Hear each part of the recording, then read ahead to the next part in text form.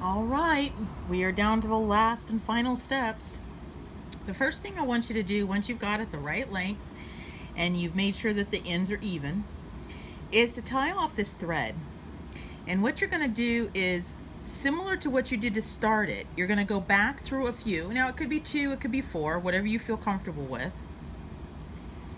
And pull these tight. And the goal here is to make this end just as tight, sturdy, and strong as this end when we started. See how that's nice and stiff? It's not floppy like this is. So you're just going to work yourself around, and you don't really care about it looking tight because it's going to go inside of the end cap. Okay, so you're going back and forth. Don't always go 4 beads, sometimes go 3, sometimes go 2. Just to make it a little more, I guess, strong, because if you go just 4 the whole time, then it gets a little stiff around that edge. But each time you do it, make sure you give a good, nice, good tug with your thread to make sure it's getting nice and tight on there, because what this is doing is finishing off. Now, you see how this is open? Yes, I want these two together, but I want them together more with this. So now I'm going to go back on itself. I'm going to go down 4 this time and back up. See how I'm pulling that tight and it's all tightening up inside there?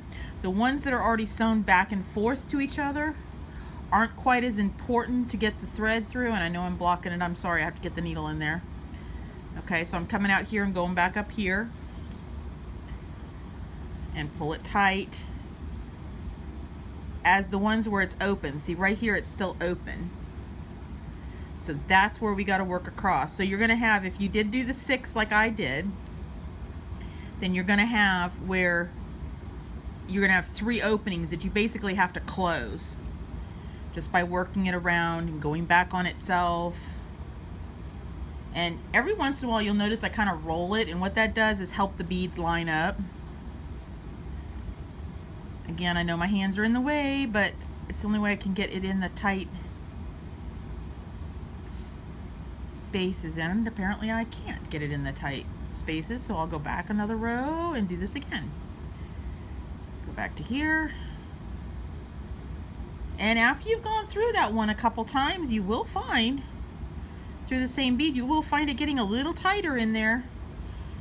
And that, you know, after 3 or 4 times, you may not get that needle in through there as easily as it was. Now, once you've done this, and this is nice and tight, you can actually just cut that thread off. Remember how I showed you to cut it? You pull up against the scissors and pull. And the reason you can do that is because you're going to actually glue on that end, so the glue is going to help hold it. Now, I've kind of assembled my own little end caps here, but I'm sure that you can open the jump rings and add your end caps. Now, one thing to remember, yes, this is a big-ish opening as a hanger, but not always.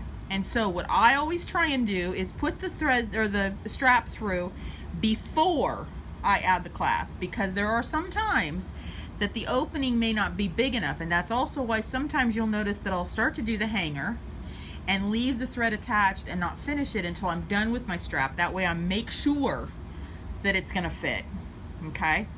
Now, once it's on there, you wanna also make sure, so that you don't have to take it back off, that it's the right direction. And what I usually do is lay it kind of at an angle, like you see me doing here. And I'll move up so you can see the ends, okay? Normally, you put the clasp on the right hand and the extension on the left. Now, of course, if you're left-handed, you can change it. And if you make a mistake, you can always open a ring and do it on the other side. I will tell you that it's easier to have the rings on there before you do the glue. The main reason is it gives you something extra to hold on to. It's got a little more grip there, because these little ends sometimes are pretty small when you're trying to get the glue in there and get it working. All right.